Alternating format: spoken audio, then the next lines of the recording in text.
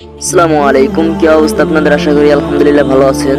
তো অনেকদিন আপনাদের সামনে ভিডিও নিয়ে হাজির হতে পারিনি, কারণ অনেক ব্যস্ততার মাঝে ছিলাম। তাই এখন আপনাদেরকে যে বিষয়টা দেখাবো, যে বিষয়টা ক্লিয়ার করবো, সেটা হচ্ছে অনেকের ফোন অনেক স্লো হয়ে যায়। যে কোনো বড় ধরনের কাজ করতে গেলে আপনারা কাজ করতে পারেন না, ফোন স্লো কাজ করে।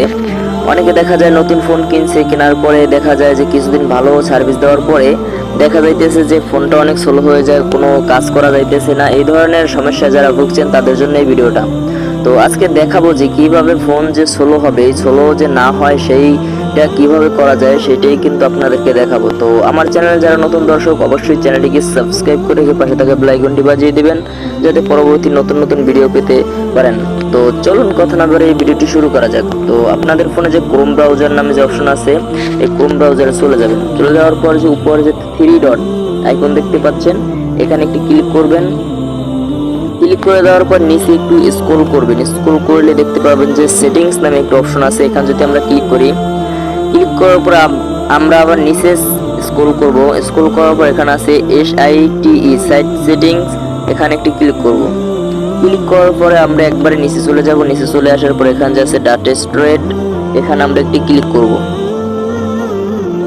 ক্লিক করে দেওয়ার পর আমরা যত ফোন মানে ক্রোম ব্রাউজার যত ব্যবহার করছি, সেই ডাটাগুলো এখানে আমাদের এন্ট্রি হয়ে আছে। এইগুলো আমাদেরকে ক্লিয়ার করতে হবে। এইগুলোর কারণে এই যে আমাদের পাশে দেখতে পাচ্ছেন যে 16-20 মানে 46-20, 46-20, 47-20 এমনি যা আছে, এতে আমাদের ফোন মেমোরিটাও মানে খেয়ে ফেলেছে। যেমন এখানে আছে 30 MB এরকমের, আমাদের ফোন মেমোরিটাও কিন্তু তারা নিয়ে নিয়েছে। সো এটা আমরা কিভাবে ডিলিট করব? নিচে যে আছে ডিলিট অল ডাটা, এখানে আমরা যদি ক্লিক করি, ডিলিট নামে একটা অপশন আছে, এখানে যদি আমরা ক্লিক করি, তো এখানে দেখতে পাচ্ছেন যে আমাদের সম্পূর্ণ কাজটি কমপ্লিট হয়ে গেছে। তো এভাবে যদি আপনারা করেন, এটা হলো প্রথম সমস্যা। দ্বিতীয় সমস্যা হচ্ছে গুগল প্লে স্টোরে চলে যাবেন।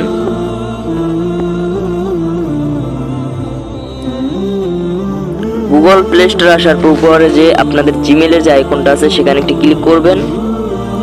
ক্লিক করে দেওয়ার পর আপনারা এখানে যে দেখতে পাচ্ছেন ম্যানেজ অ্যাপস অ্যান্ড ডিভাইস, এখানে একটি ক্লিক করবেন। করার পরে ম্যানেজ নামে যে অপশন আছে, এখানে একটি ক্লিক করবেন।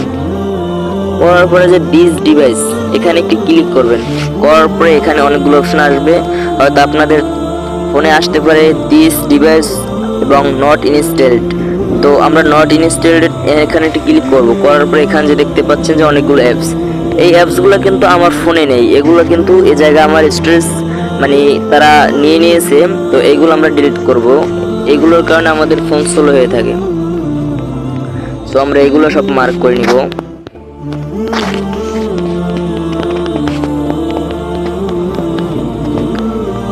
মার্ক করে নেওয়ার পর উপরে যে ডিলিট আইকন আছে, এখানে ক্লিক করার পর আমরা রিমুভ ক্লিক করব। সো আমাদের কাজ কিন্তু কমপ্লিট। তো এখন আপনারা ফোন ইউজ করে দেখতে পারেন, আপনাদের ফোন অনেকটাই বেটার সার্ভিস দিবে। সো পরবর্তীতে নতুন নতুন ভিডিও পেতে অবশ্যই ভালো কোন বিষয়ে ভিডিও চান আপনারা সেই বিষয়ে কমেন্ট করবেন, এবং নতুন নতুন ভিডিও পেতে অবশ্যই চ্যানেলটিকে সাবস্ক্রাইব করে পাশে থাকা বেল আইকনটি অল করে রাখবেন। ধন্যবাদ সবাইকে।